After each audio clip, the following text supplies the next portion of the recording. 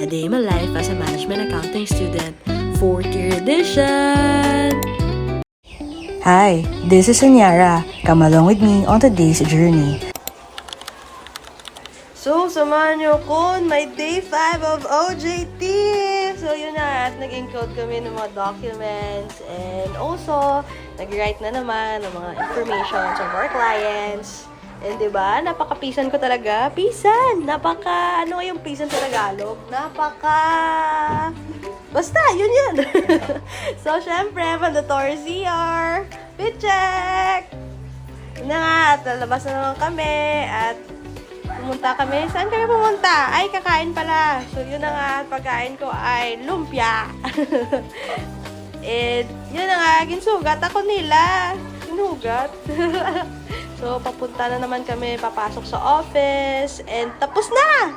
Tapos na ang aking day 5. At maaga pa kaming nakalabas, so, na-miss ko yung mga friends ko sa Lopez, kaya pumunta ako. Wow, grabe naman ka-energetic na akin ngayon. So, yun lang muna. Getting to know, and yun lang. Thank you for